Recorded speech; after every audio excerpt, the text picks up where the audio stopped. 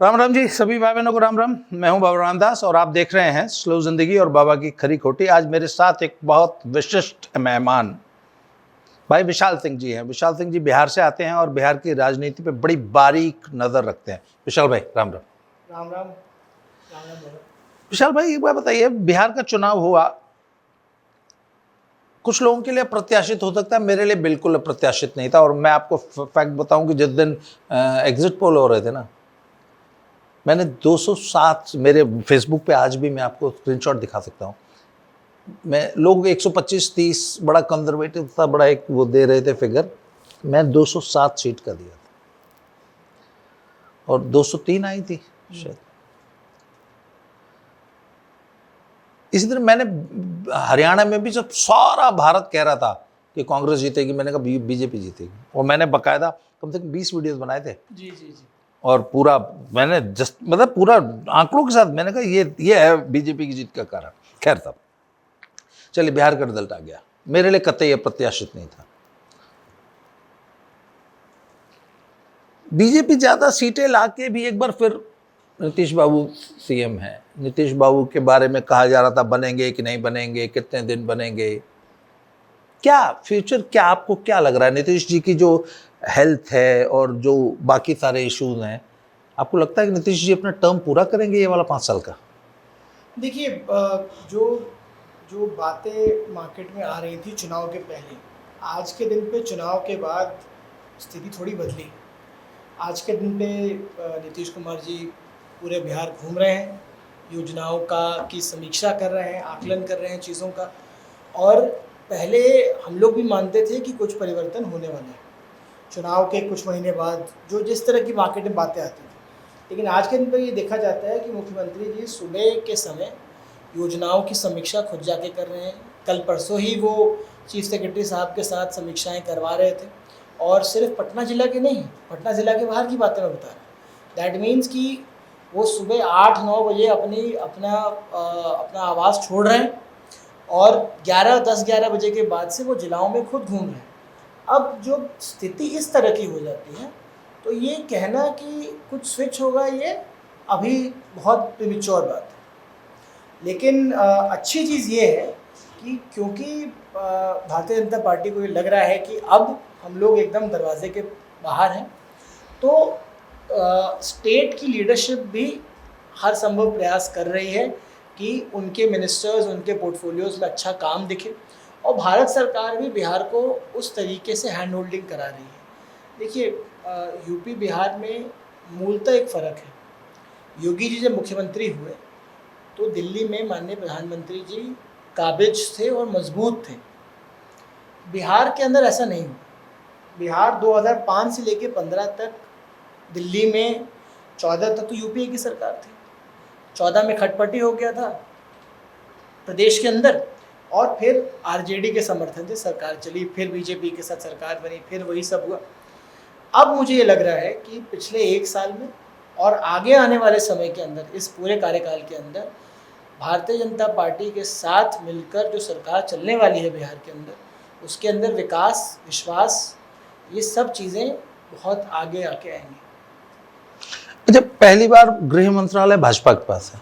जी, मतलब ये पहली बार बिहार के इतिहास में हुआ है, जहाँ से मतलब हम लोग लंबे समय से देख रहे हैं बिहार को। पहली बार बिहार के मुख्यमंत्री ने अपना गृह विभाग छोड़ा है और अलायंस पार्टनर के पास गृह विभाग गया है। तो ये अपने आप में बहुत बड़ी खबर है। और जो हमारे डिप्टी चीफ मिनिस्टर हैं, गृह मंत्री जी हैं, सम्राट चौधरी जी, बहुत फर्म एडमिनिस्ट्रेटर हैं, और बिल्कुल भी इसको कहने मुझे कोई गुरेज नहीं होगा कि सरकार चलाने का जो अनुभव है उनको, वो दिख रहा है। अभी लॉ एंड ऑर्डर की एक्चुअल क्या स्थिति है बिहार में? इस सरकार, सम्राट चौधरी जी के गृह मंत्री बनने से पहले कुछ थे छोटे मोटे होल्स जिनको भरने की जरूरत थी? देखिए, थोड़ा पहले चल के देखते हैं। लालू जी के समय क्या होता था? ऑर्गेनाइज्ड सिंडिकेट क्राइम होता था। देखिए, मेरा आपका ज़मीन का विवाद हो जाए और मैं आपके खिलाफ आपका सर फोड़ दूं, आपका मारपीट कर लूं, तो वो एक तरह का सिविल मामला है जो क्रिमिनल हाँ, मामले में आ गया है। जी। पहले के समय ऑर्गेनाइज क्राइम होता था, लेकिन 2005 में जब ये सरकार बनी, जब मुख्यमंत्री जी कुर्सी पे आए, नीतीश कुमार जी कुर्सी पर आए, तो जो 2005 से 2010 का जो कार्यकाल था उसके अंदर पुलिस को फ्री हैंड था क्राइम कंट्रोल करने के लिए, और फास्ट ट्रैक कोर्ट्स लगाए गए जहाँ पर बहुत तेज़ी से क्रिमिनल प्रोसीडिंग्स हुई, बहुत लोग जेल में गए, बहुत लोगों के खिलाफ कार्रवाई हुई और लंबे समय तक उनको सज़ा हुई।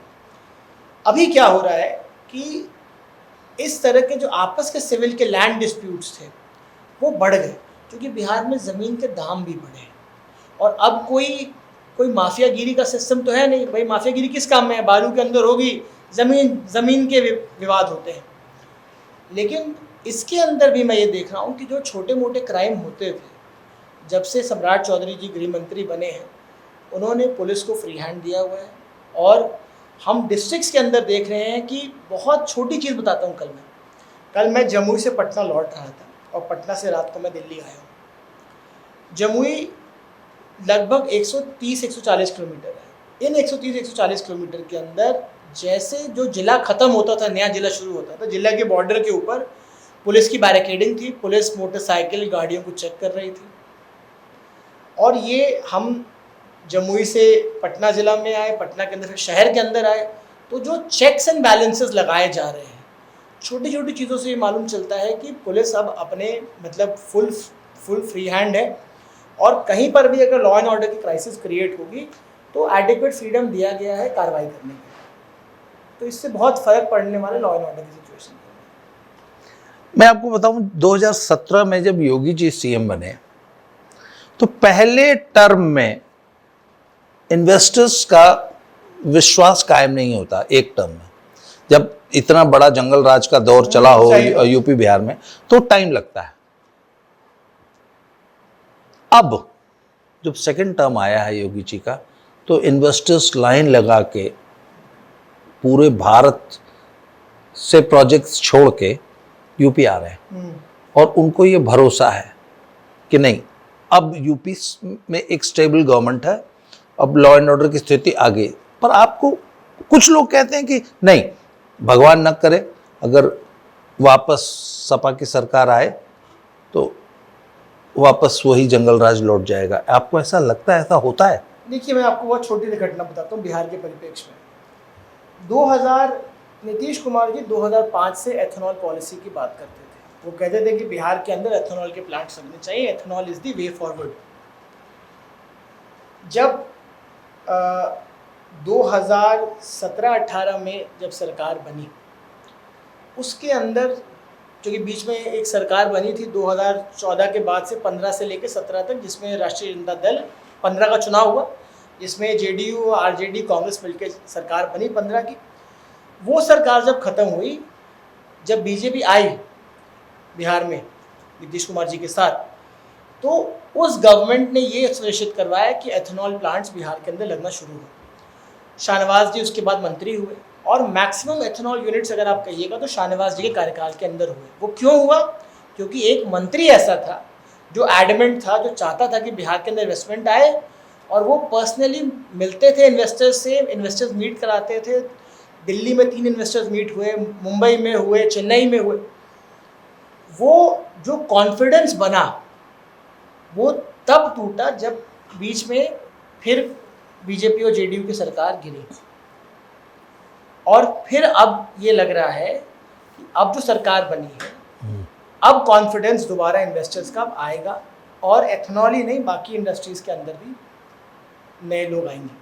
मैंने इस चुनाव के दौरान ना काफ़ी लंबा बिहार का दौरा किया। मैं लगभग बिहार में 2000 किलोमीटर जी मैंने भ्रमण किया। बेगूसराय, बरौनी के आगे वाला हाँ, बिल्कुल, बेगूसराय, वहाँ पे जो इंडस्ट्रियल डेवलपमेंट, वो रिलायंस के बड़े बड़े प्रोजेक्ट्स और वो जी जी जी जी वो देख के मुझे लगा कि नहीं, बिहार के बाहर लोगों को तो पता ही नहीं कि नहीं बिहार में इंडस्ट्री लगनी शुरू हो चुकी है। जबकि योगी जी के राज में इंडस्ट्री का माहौल बन रहा है और बड़े बड़े प्रोजेक्ट्स आ रहे हैं। इसका बहुत प्रचार है, बच्चा बच्चा आज पूरे देश में जानता है कि यूपी में। पर बिहार गवर्नमेंट ने ये जो कॉन्फिडेंस बिल्डिंग थी क्योंकि ये तो पिछले टर्म में लग गई थी ना, जी, क्योंकि जी, वो जी। इंडस्ट्री जी चल रही थी। चल रही है। पर बिहार के बाहर लोग नहीं जानते।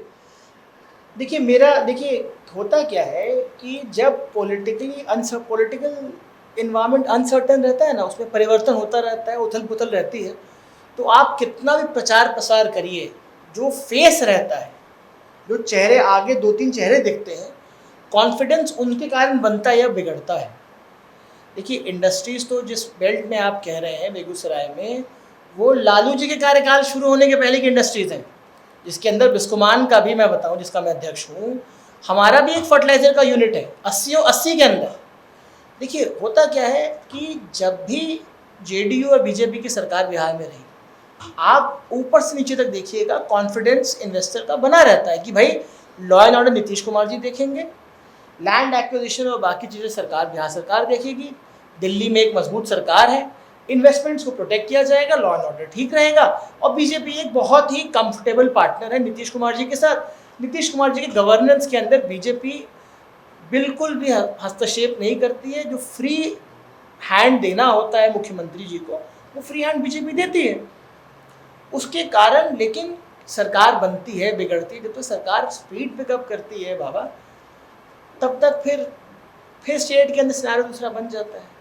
तो ये जो 7-8 साल बीच में जो स्थिति बनना बिगड़ने का रहा ना, उससे थोड़ा नुकसान हुआ प्रदेश को। जो गति मिल गई थी, हाँ, वो सरकार आ रही है, जा रही है, चेंज हो रही है, 5 से 14 की जो गति मिली थी ना, वो हम इनकैश नहीं करा पाए।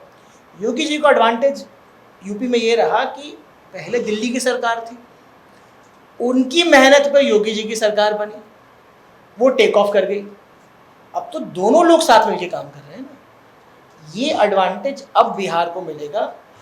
दोनों डिप्टी चीफ मिनिस्टर्स के साथ, खासकर सम्राट जी लीड कर रहे हैं, और वहाँ मुख्यमंत्री नीतीश जी तो है। विशाल भाई, आप तो मुझसे काफी छोटे हैं। जी 80 के दशक में दिल्ली को पंजाबियों का शहर कहा जाता था। मदन लाल खुराना, वी.के. मल्होत्रा, ऐसे लोग लीडर्स होते थे। आज दिल्ली यूपी और बिहार वालों का शहर है। जी पुराने ज़माने में कभी होता था कि बिहारी जो है वो दिल्ली में लेबर होता था। सही। आज बिहारी दिल्ली में मैनेजरियल उसका प्रोफाइल है, number 1। They are entrepreneurs, they are business owners, they are not only labourers. सही बात। ये 20 साल में हमने दिल्ली में ये चेंज होता है। पिछले 20 साल में Biharis have become entrepreneurs and business owners. जी मोदी जी कहते हैं कि साहब जब तक ईस्ट डेवलप नहीं होगा तब तक देश डेवलप नहीं हो सकता। मतलब यूपी, बिहार, बंगाल, उड़ीसा, ये 4 स्टेट जब तक डेवलप नहीं होंगे तब तक भारत डेवलप नहीं हो सकता, क्योंकि यही भारत की मूल है, आत्मा, यूपी बिहार। जी जी जी। अच्छा, जो बिहारी गुजरात, महाराष्ट्र, पंजाब, हरियाणा, दिल्ली की पूरी इकोनॉमी को ड्राइव कर रहा है, अगर बिहारियों का योगदान पूरे नॉर्थ इंडिया और इवन साउथ तमिलनाडु में जोड़ लेंगे, उनकी जीडीपी को अगर बिहार से जोड़ देंगे आप, तो मैं समझता हूं कि सबसे ताकतवर वर्कफोर्स।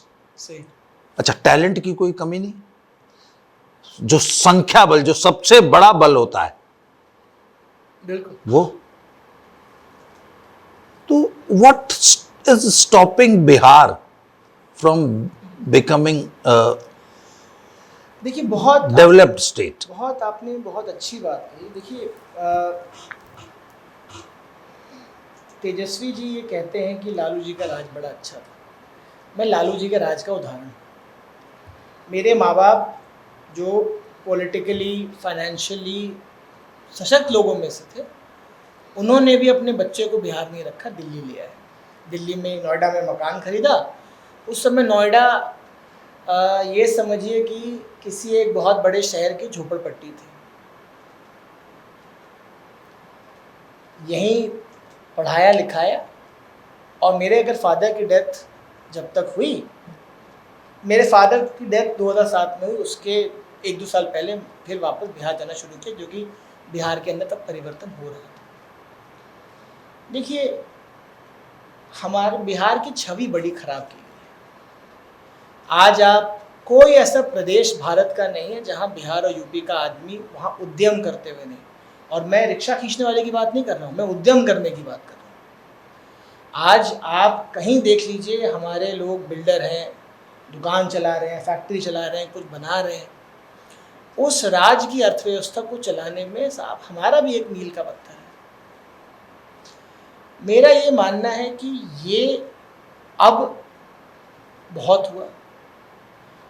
ये सरकार अब 5 साल इन्वेस्टर्स को वापस लेके आने का प्रयास कर रही है। और देखिए, मेरा ये मानना है कि बाहर के लोग जो आके इन्वेस्ट करेंगे सो करेंगे, बिहार का आदमी को बिहार जाने की ज़रूरत है, क्योंकि उसको मालूम है कि उसका गांव घर कहाँ है, वो कहाँ क्या कर सकता है। ज़मीन की कमी नहीं है हमारे पास ये कॉन्फिडेंस की कमी है कि हम वहाँ क्या करेंगे। हमारे पास वहाँ खपत करने के लिए लोग हैं। भाई ह्यूमन डिविडेंड है ना हमारे पास पेट है।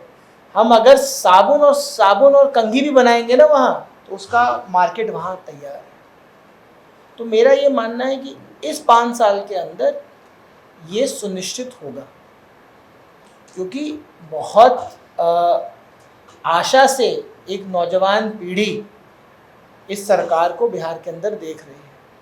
और अब इस सरकार के आधा दर्जन मंत्री, 1 दर्जन मंत्री ऐसे हैं जो 50 साल के नीचे हैं। बहुत तो ऐसे हैं जो 40 के लगभग हैं। विधानसभा में दर्जनों लोग होंगे जो 40 से कम उम्र के हैं। तो इससे अच्छा मौका कब मिलेगा बिहार को? जब हम ये कहते हैं कि भाई देश की आबादी युवा है, तो वो युवा उस सदन के अंदर बैठे हैं। बड़ी इंटरेस्टिंग बात मैं आपको बताता हूँ। मैथिली ठाकुर एमएलए हैं। बहुत अच्छा लगा कि उन्होंने अपने ही दल के मंत्री, खेल मंत्री को, शशि सिंह जी को, जो कॉमनवेल्थ गोल्ड मेडलिस्ट हैं, उनसे उन्होंने सवाल पूछे। शिक्षा मंत्री, जो शिक्षा मंत्री को अभी भारत में सबसे अच्छे शिक्षा मंत्री का अवार्ड मिला, उस शिक्षा मंत्री को उनके डिपार्टमेंट के बारे में खरी सवाल पूछे, जो अनकंफर्टेबल सवाल थे माननीय मंत्री जी के लिए। तो ये जो नौजवान जा रहे हैं उस सदन के अंदर, ये अब सिर्फ सब्ज बाग देखकर घर बैठने वालों में से नहीं। और बिहार का युवा बहुत दुखी मन से अपना प्रदेश छोड़ के बाहर जाता है। अब वो भी चाहता है, हम लोग भी चाहते हैं कि अब दिल्ली, बम्बई, कलकत्ता की धूल मिट्टी खाने से अच्छा अपने प्रदेश में जाकर अपने लोगों की सेवा की जाए, अपने लोगों के यहाँ उद्यम बनाया जाए, रोटी रोजगार वहाँ पैदा किया जाए। तो ये अब इस 5 साल के अंदर मेरे को लगता है कि ये होगा, क्योंकि मेरा ये मानना है कि इसके लिए भारत सरकार की बहुत बड़ी भूमिका है और बिहार सरकार को हाथ पकड़ के उनको अब दौड़ाने की ज़रूरत है। वो समय आ गया है, वो होगा। होशियारपुर में जी, उस घटना का बहाना बना के भैया भगाओ पंजाब बचाओ, जी, भैया भगाओ पंजाब बचाओ अभियान चलाया, और बाकायदा अभियान चला के it was all over the social media. thousands and thousands of videos were coming every day कि भैयों को भगाया जा रहा है, उनके बिजनेसेस पे कब्जा किया जा रहा है, सरेआम उनसे मारपीट की जा रही है। पंजाब की लीडरशिप के मुंह से एक शब्द नहीं निकला, बिहार की लीडरशिप के मुंह से एक शब्द नहीं निकला, यूपी की लीडरशिप और सेंट्रल। मैंने वो वीडियो दे के सारी यूट्यूब कम्युनिटी को वो वीडियोस भेजे जी, और बोला ये देखिए ये हो रहा है पंजाब में, और कोई आवाज़ नहीं उठा रहा जो थोड़ा बहुत यूट्यूब पे हुआ। मैंने एक बीजेपी लीडर से पूछा कि आप लोग बोल क्यों नहीं रहे? अच्छा, लाखों अप्रवासी पंजाब से वापस बिहार आ रहे थे, तो एक ने मुझे कहा ठीक है आवादा वोट दिया ना, आने दो। सर ये तो बड़ी शर्मनाक स्थिति होगी कि आपको जाति, धर्म, भाषा या क्षेत्रवाद के नाम पे देश में इतना बड़ा एक अलगाववादी मुहिम चलाई जा रही है, और हमारे नेता बोल रहे हैं कि ठीक है आने दो वोट देंगे। अब फिर परसों वहाँ मोगा में 10 बिहारी मजदूरों के ऊपर ऐसे रैंडम फायरिंग हुई जिसमें 2 के पैर में गोली लगी। देखा परसों की घटना। देखा मैंने। सर पूरा सिस्टम चुप क्यों है? देखिए, साफ बात यह है कि सब लोग अपना नफ़ा नुकसान सोचते हैं, लेकिन हम लोग ये भूल जाते हैं कि ये सोशल मीडिया हमारे आपके नियंत्रण में नहीं है। जिस दिन लोगों को ये समझ आ जाए कि कोई भी पॉलिटिकल पार्टी अपने मतदाता का सही उपयोग नहीं कर रही, दुरुपयोग कर रही है, वो कोई दल हो, आम आदमी पार्टी हो, भारतीय जनता पार्टी हो, कोई पार्टी हो, लोगों ने मन बनाया कि इन सरकार को लेके आना है, इन लोगों को बाहर करना है। हमारी पॉलिटिकल लोगों की जिम्मेवारी इतनी होती है कि हम अपने लोगों की सेवा करें, किसी भी कॉस्ट पर, नफ़ा नुकसान नहीं देखें। आप एक बात याद रखिएगा कि जो लोग ये समझ रहे हैं कि बिहार के आदमी के पास ज़बान नहीं है, वो बोलेगा कुछ नहीं।